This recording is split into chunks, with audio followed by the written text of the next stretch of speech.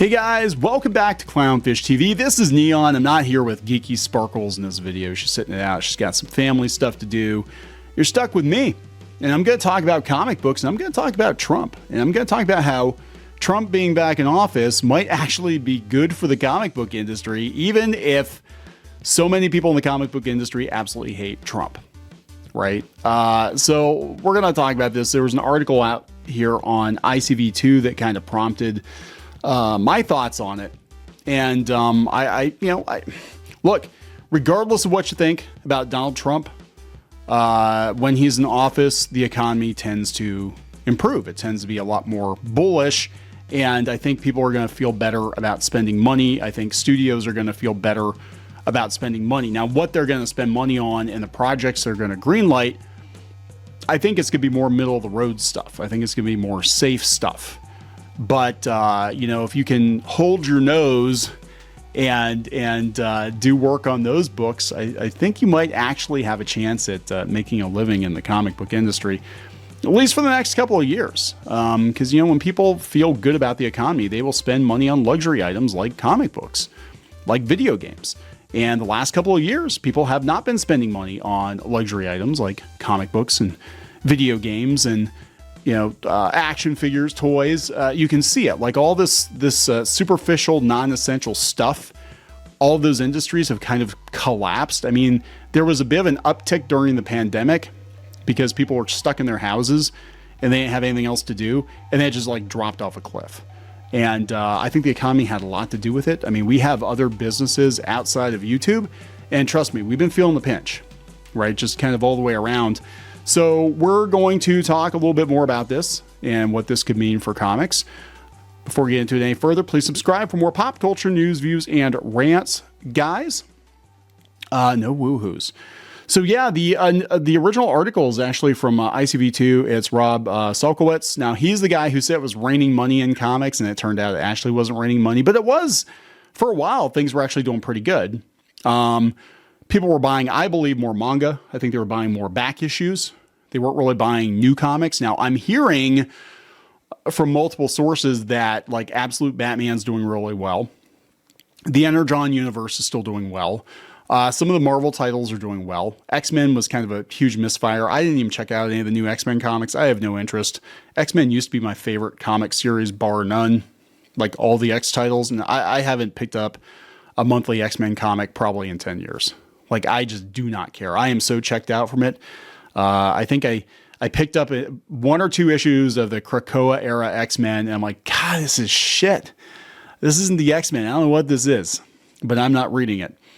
But let's talk about it, because I think the economy is going to be good, but I think it's also going to demand that everybody kind of pivots back to center. Right? They don't have to go far right with content, but I don't think there's going to be a place for 2017, 2018 era activist comics, even if some of those creators are actually working in comics still, because the demand is there. And some of them might just blow themselves up. I'm going to be honest. I mean, some of these people are so far gone mentally. Like, I went to Blue Sky the other day because everybody's going to Blue Sky, right? And I forgot I actually had a Blue Sky account. And I went out there and I'm like, a couple of things. One, this is 2017 Twitter in a bottle, right? It's the same people, the same talking points. It's like a time warp. It's so bizarre.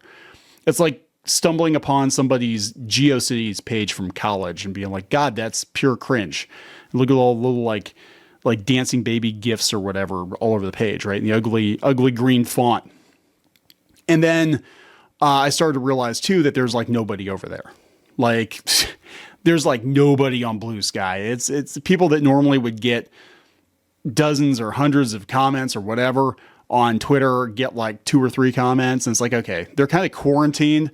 And I know a lot of people are tempted to go over there and screen cap the insanity and then drag it back over to Twitter. And I'm like, don't do that, right? If these people want to stay over there and be miserable, just let them stay over there and be miserable. Right? If they're not making threats or they're not bothering you, just let them stay over there. Right? Please, for the love of God, stay over there. It's the same way I felt about Tumblr. I'm like, as long as they're quarantined on Tumblr, they can say the weirdest shit they want to say. Just let them stay over there. But yeah, Blue Sky is quickly turning into Twitter. It's so bad that Jack Dorsey, who started Twitter and was one of the co-founders of Blue Sky, he noped out. And he said, yeah, I'm not doing this again. But if you want that, it's over there. But I'm just saying, like, these people are still pissed. They're pissed about Trump, but they also need to eat. So I think they'll get over it. This is 2025, survive until 25. This is coming from ICV2. And Rob Salkowitz says, rarely has history presented us with such a clear choice of futures as the American people had last Tuesday. Now that the choice has been made for better or for worse, it's time to start preparing for the big changes our fellow citizens have selected. There's plenty to discuss about the implications of the election, but in this piece, he's going to stick to the policies that President-elect Trump promised during the campaign and things that his supporters could reasonably expect from his administration as they relate to the comic book industry. So he does talk about, and like, look, this is an op-ed piece. These are his opinions. This guy obviously is not a Trump supporter, but he does admit in the article that the economy will probably get better overall. But there are going to be some issues that are going to be, kind of comic book industry specific. He said pricing and supply chains, the tariffs are going to raise the prices because most of the comics now are printed in China. They're printed in Canada. And it might, now I would counter with that. I'd counter that with, there are US printers. They just cost a lot more. And we did, Crimson Wren Volume 1 was actually printed in the US. I wanted to keep it in the US, partially because I wanted to keep it in the US and also because of it being printed during the pandemic. I had no idea if we'd ever get it back from China. Like, it usually takes like 2 or 3 months to get a hardcover book back from China. And I'm like, the way things are going now, it could be like a year until we see this thing. So I'm like, we're going to print in the US, but it cost us a lot more to do that. It really did. We did not make the margins on that book I was hoping for. You guys were fantastic. We're actually working on, Jose's actually drawing volume 2 as we speak, or starting to get, that together. But I was like, yeah, we had to pay several dollars more per book to have it done in the US. Now, it's possible that could become the new normal. I don't know. But he's talking about tariffs being as high as 60% on imports from China. I don't know about that, but definitely is going to make importing a lot more difficult, and it will make more sense to do it stateside. And what I am hoping will happen is more businesses will open here, more manufacturing businesses will open in the US to meet that new demand, right? Hopefully printers. I mean, we used to do a lot of comic book printing in the US, and then it started going to Canada, and then it started going to China, and now very few American printers actually handle comic books. So he said, the increased cost of raw materials and importing physical products from overseas to the US could accelerate a shift to digital services. So he's thinking it's going to go to digital comics. I don't know about that. Fans who want to read rather than own comics and companies who are set up to sell them would be the winners in this scenario. Economists worry that an immediate and dramatic shift and would lead to a dramatic rise in consumer prices due to tariffs and more inflation. He said, history teaches us that when one country imposes tariffs, other countries retaliate to even the playing field. That happened in the 1920s. The near-term effects of this are to make American-made goods more expensive overseas, which could hurt domestic producers. I mean, if we're producing in the U.S. for American businesses, for American consumers, I don't know. I'm going to be honest. I don't know how this is going to play out. I know that in the immediate future, it does look like people are really happy about Trump being back in office and that they're expecting the economy is going to do better. He said about deregulation. Media companies are going to merge. So for writers, directors, and others working in the entertainment industry, it's probably good that they got their contracts in place prior to 2025. The incoming Trump administration may be popular with working class voters, but they're no friend of unions. That is true. I think that now Trump was courting unions, but I think that, I think we're going to see a lot fewer unions in the future. Roll-ups could be coming for comics retail and fan events as the wealth and power disparities between big companies and small businesses continue to widen. It pretty much is just like the big players and then everybody else, right? I mean, even in the convention scene, it's all read pop, more or less. I mean, a lot of the smaller conventions went out, and publishing, it's Marvel and DC and Viz, and it feels like you don't have as many independent comic book publishers as we had in the 90s and 2000s. It just doesn't feel that way. And I think we're actually going to lose some of them because like IDW in particular is not in a good place right now. About the crypto bros, censorship. They think that gay stuff is going to be censored. But then he goes down here. The future's so bright, I'd rather go blind. Strictly on. So he goes through all the doom and gloom. This is what I wanted to get to. He goes through all the doom and gloom, and then he's like, strictly on a business basis, it seems reasonable to assume that the Trump administration will move forward as far and fast on these fronts as they can. There's reason to doubt Trump's sincerity on some matters. They don't seem like he was kidding. The upside is people will probably need some form of escape, and comics have traditionally been good at that. The problem is, in most comics, the bad guys tend to lose in the end, and those kinds of stories might not be as comforting as they used to be for lots of people. Okay. He even has to admit, even with all the doom and gloom, he has to admit that the economy will probably see a little bit of an uptick. And I'm going to speculate. This is my speculation that people are going to feel better about spending money on non-necessities if the price of eggs, I know everybody talks about the price of eggs, but if the price of eggs comes down, you can afford more comic books. I just don't know if people are going to pay $6 for a floppy comic, right? They got to bring the prices down somehow. But I think overall, what is going to happen? And I saw this this weekend. We went to a toy show. It wasn't a huge toy show. It was a Toypalooza in Pittsburgh, but it seemed like people were spending money a lot more freely than they were a year ago. Just again, this is anecdotal, but it does feel like people aren't pinching pennies as hard because they're like, okay, the economy is probably going to get better. So I think what's probably going to happen is the Trump economy will make it easier for comic publishers to sell comic books, and comic book pros that absolutely hate Trump will benefit from this, but they're still going to complain about Trump throughout the whole process, right? And I'm sure this probably happened in the 80s too, to some degree. I didn't even realize until I was an adult that people actually hated Ronald Reagan. I had no idea. I lived a pretty sheltered life as in Northern California, and it was pretty conservative where I was at. I thought everybody loved Ronald Reagan. I thought everybody loved Reagan. No, I didn't realize I went to work for a newspaper that people absolutely freaking hated Reagan.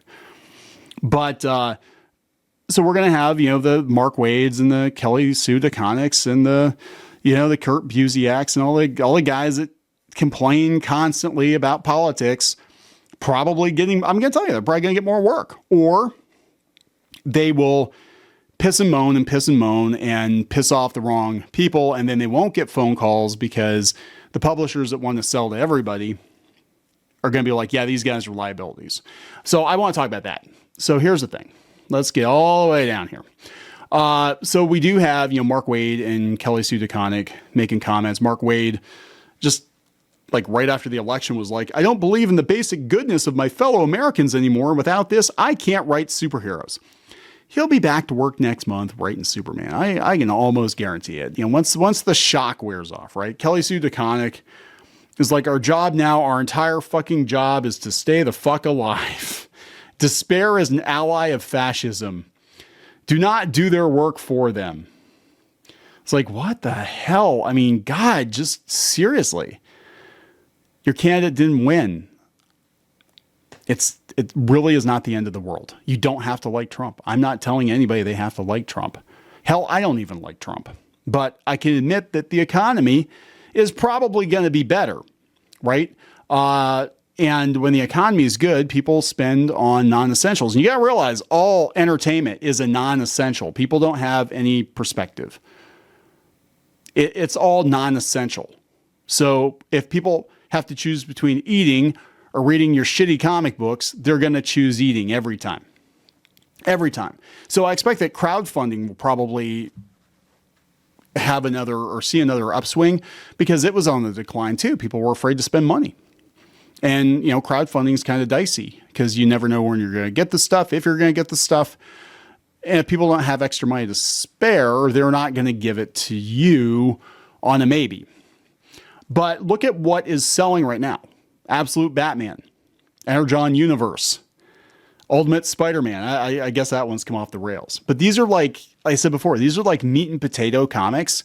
So I think what we're going to see, and I guess Thundercats is out now, and we're going to see more of that.